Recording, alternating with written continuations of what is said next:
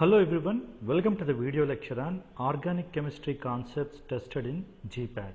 We're going to cover a lot of organic concepts which are repeatedly asked in GPAT previous exam papers. This is my channel. If you like the video content, subscribe the channel. Let's get into the class. Now this question is asked in GPAT 2020 and the question is, if two monosaccharides differ in their structure around a single carbon atom, they are called as. So they differ only at single carbon atom, remaining every structure is similar. They are called as epimers. Epimers, look at the example. See, mannose and glucose are example for epimers.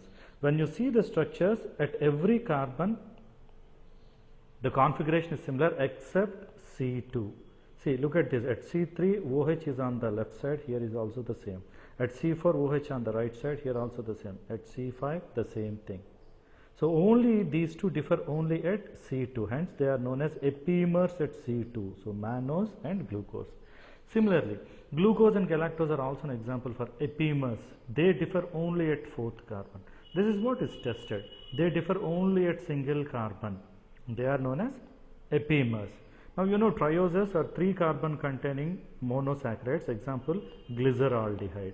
Dimer, a similar unit, 2 similar units combined together are known as dimer. Trimer, 3 similar units combined together is known as trimers. So the answer is epimers. Now the similar kind of question is also again tested in GPAT 2018. Here they have asked galactose and glucose are. What are they? Just now we have seen glucose and galactose are epimers. The same concept tested in different wordings. Again they are epimers. Again, see, don't get confused. Epimers are also a type of isomers, but the most appropriate answer is they are epimers. Now, anomers are isomers which differ at only anomeric carbon, like alpha glucopyranose and beta glucopyranose. They differ at anomeric carbon. Ketose, aldose isomers are functional group isomers, like glucose and fructose. But here the question is about epimers. So the answer is glucose, galactose are epimers. Moving to the next one, following amino acid does not exhibit optical isomerism. Now understand this one. Optically active molecules are known as optical isomers. They rotate plane polarized light to right side or to the left side. The one which rotates to the right side are known as dextrorotatory. The one which rotates the plane polarized light to left side are known as levorotatory. Now, in order to show optical activity, the molecule should have a property called as chirality. Chira means hand. Look at our hands. Left and right hands, they have similar number of fingers, similar sizes, but they are not the same. They cannot be superimposed. You put one on another, they will not coincide. So this property is known as chirality. If a molecule shows chirality, it will show optical isomerism. Similarly, in order to be chiral, it should have a symmetric carbon. A symmetric carbon is a carbon to which 4 different groups or atoms are attached. So the question is asking which of the following amino acid do not have a symmetric carbon. Hence it does not exhibit optical isomerism. Now amino acids, see, amino acids, all of them has got a common general formula R, NH, COOH. I'm sorry. All of them has got a general formula denoted as RCH NH2 COOH. See, the moment you say amino acid, it has got an amine group and acid group. They differ in this R group and H group. We have 20 amino acids. Out of 20 amino acids, 19 have a symmetric carbon. That means 4 different groups are attached. Already amine is different, acid group is different. If R is other than hydrogen, then it becomes an asymmetric carbon. Only exception is glycine. This is the structure of glycine. In glycine, you have both of them are hydrogens. When you have 2 similar groups, then it will never be a asymmetric carbon. In order to be asymmetric, 4 different groups should be attached. So out of all amino acid, only glycine is not do not have asymmetric carbon. If it doesn't contain asymmetric carbon, no chirality, no optical activity. That is what is being tested. Following amino acid does not exhibit optical isomerism. So the answer is glycine.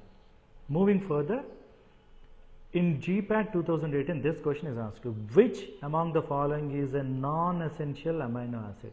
We need to understand about these things. See, we have, as I told you, 20 amino acids are there. Out of 20, 10 are considered as essential, 10 are considered as non-essential. But the name non-essential indicates, understand the concept. Human body can synthesize 10 of the amino acids.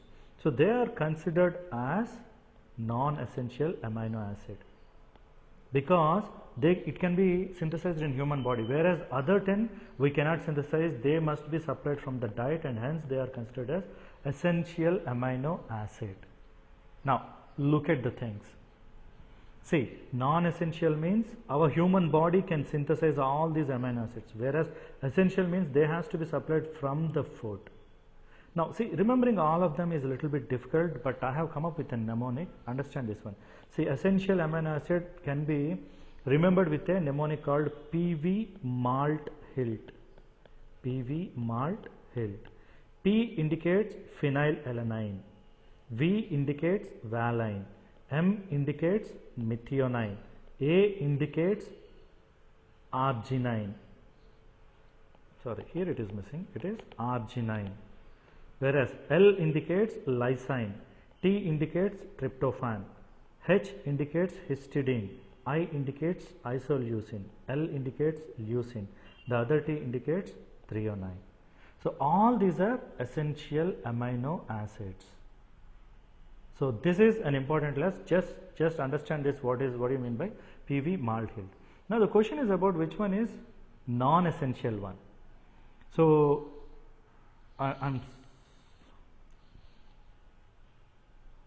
so look at them. So you need to find out which one is non-essential amino acid. So in PV malt hilt you have H is there. So this is essential. T is there, L is there. So the leftover one is serine. Serine is non-essential amino acid. Look at this. It is here. So if you understand what are essential amino acids by this mnemonic, you will easily get the answer, and the answer is serine. This is tested in GPAT 2018. Moving further, the next one, propanone and 2-hydroxypropene are. What are these are? Let us understand what is propanone is. Propanone, prop means 3, one means ketone, so this is propanone. Now 2-hydroxypropene means CH double bond C, at second position hydroxy group is there. So this is 2, this is 1, 2, 3. At second position you have hydroxypropene, a double bond is there. So this is a ketone, right? Now what is this? This is known as enol. Now look at this. En means a double bond, ol means alcohol. So these two are known as ketoenol tautomers.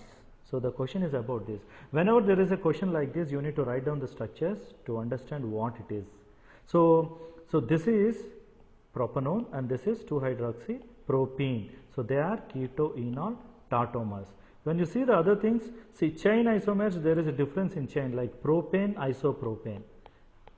Propane, isopropane. Both of them contain 3 carbon containing molecules, but there is a difference in their chain, hence they are called as chain isomers. Tautomers, just now we have seen keto, enol are known as tautomers. Positional isomers, let's say you have 4 carbon containing molecule. If a substituent is present on 3 carbon, in another molecule the substituent is present on first carbon. Both of them has got same molecular formula, but they differ in the position of the substituent, hence it is known as positional isomer. Now rotamer, rotational isomers are also known as conformational isomers. When you rotate the molecule, they will give a different kind of isomers. They are known as conformational isomers. So this question is asked in GPAT 2020. Moving further, now anthracene is isomeric with phenanthrene, naphthalene, benzene, azulene. Now isomeric means you need to have same molecular formula. Look at them. So this is naphthalene. See, let us start with the first thing. Benzene has got 1 aromatic ring, naphthalene 2 aromatic ring, anthracene 3 aromatic ring.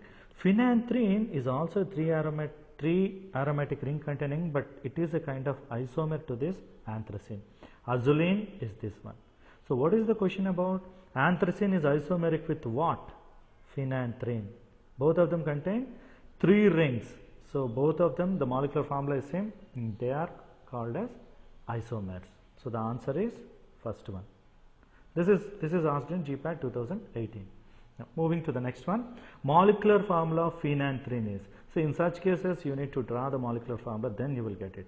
What is the question? Phenanthrene molecular formula. So this is phenanthrene. See this one 6 carbons.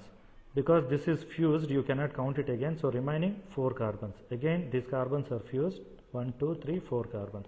So totally how many carbons are there? 14 carbons are there. Now you know it is of 14 carbons. So the one which is not having 14 carbon is not the answer. Now you need to count hydrogens. Now in case of hydrogens, look at them. 1, 2, 3, 4, 5, 6, 7, 8, 9, 10. So totally 10 hydrogens will be there. So what is the answer? Answer is C14H10. So this is again tested in 2018. Both the questions are based on the rings. If you know the ring structure, you can easily get the answer. Now, moving to the next one. Electron releasing groups stabilizes free radicals by. Now understand this one. Free radicals are stabilized by electron releasing groups. In the question itself they are telling this. Now what is this effect? You have two different kinds of effects are there. Mesomeric effect, inductive effect. Again in that you have positive mesomeric effect, negative mesomeric effect, positive inductive effect, negative inductive effect. Let us understand this. See, first let us see about inductive effect. Inductive effect is the shifting of electrons in a sigma bond in response to electronegativity of nearby atom. Look at this. See, always remember the example, you will get the things. See, chlorine is more electronegative than carbon. So what happens? Electrons will be shifting towards chlorine, and this is through sigma bond. So what you need to understand, one, this happens in sigma bond. Second one, it is because of electronegative atom. Electronegative atom. Two things. Now look at the other one. Negative inductive means, see, when electrons are moving towards chlorine, what happens? The negative charge here increases. So when negative charge is getting increased, it is known as negative inductive effect. If negative charge is decreasing, it is known as positive inductive effect. Look at this. What is this atom doing? It is pushing the electrons away from its center. Magnesium is electropositive, so it sends. See, when you see the electronegativity differences, carbon is more electronegative than magnesium, so it takes up the electrons towards itself. So electrons are moving away, it gets a positive charge, hence it is known as positive inductive effect. Let me repeat this again. So what you need to understand, inductive effect you will see in sigma bonds.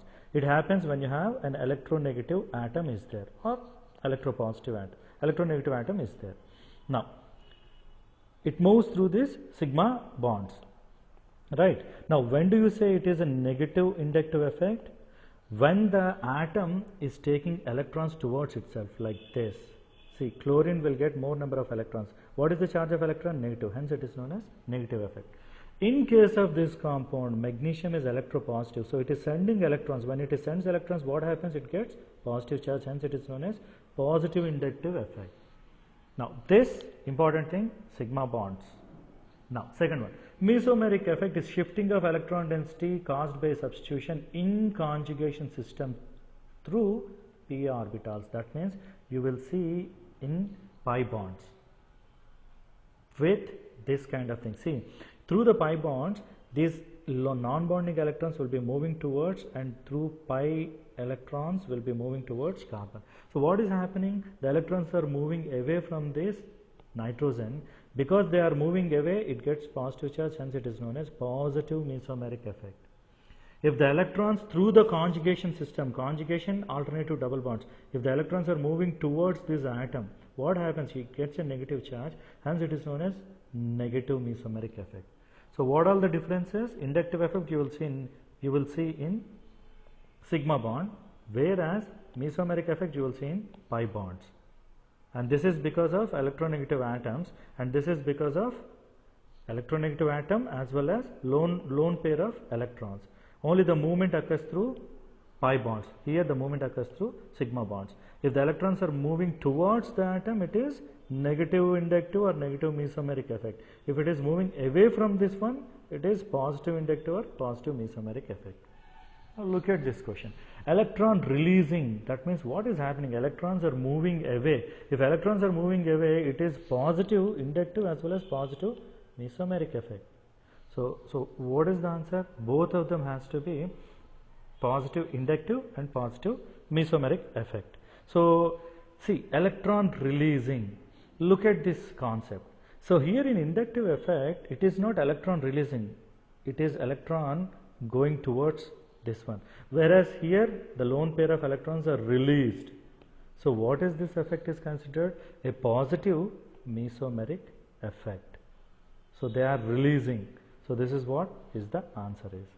Now moving towards the next one. Which of the following group stabilizes carbocation in electrophilic aromatic substitution? So see, carbocations are similar to this free radical stability. See, carbocations are stabilized by adjacent lone pairs. So this is a carbocation, this lone pairs will come and stabilizes it. Then this one, there is no stability here. Here also the lone pair will come and stabilizes. Here the same lone pair will come and stabilizes. So out of all these atoms, you need to see an atom which has got lone pair availability. See, first one, COOH. You don't have lone pairs on this carbon. No, you don't have lone pairs on this carbon. Second one, NH2 and OH. Look at this. On nitrogen you have lone pairs and oxygen you have lone pairs. So they will stabilize a carbocation. Remaining all. See the next option, don't get confused. See, this nitrogen has got methyl groups. So what has happened? Nitrogen should have 2 bonds, but 4 bonds, 3. Nitrogen should contain 3 bonds. But here you see 4 bonds. A positive charge indicates the lone pair of electrons are not available with nitrogen. So this cannot donate lone pair of electrons. Similarly, here nitrogen is bonded with more electronegative oxygen. So these lone pair electrons will be moving towards here. So it cannot stabilize it. Now carbon, nitrogen, again carbon nitrogens are pulled by nitrogen, so it cannot donate, so this is not. So only the option we are left with is amine and OH group. Moving further. Now Walden inversion or complete reversal of stereochemistry occurs in one of the following substitution reaction. What is that? All nucleophilic substitution types are given. Let us understand what do you mean by S and 2.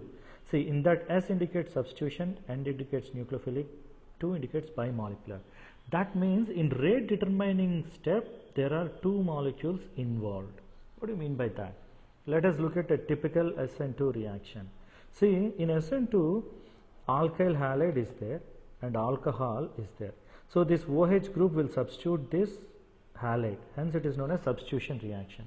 Now what is the nature of this one? It is a nucleophile, it has got electrons, it is going towards nucleus which contains a positive charge. So phile means like. So it is nucleus loving because it contains a negative charge. So a nucleophile substitution occurs, hence it is known as nucleophilic substitution.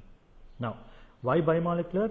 This molecule as well as this molecule, both of them are involved in rate determining step, and you will get a transition state. Finally you will get this product. Look at this, halogen goes out and a hydroxy group comes in. What is happening here?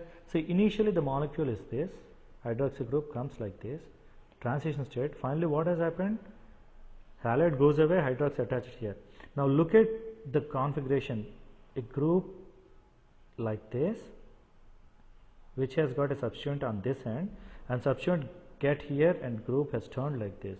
So a group of like this has converted into group of like this. This change in conformation is known as Walden inversion. It is like reversing an umbrella. So that is what is being tested here. Reversal of stereochemistry, Walden inversion, and that you will see in SN2 reaction.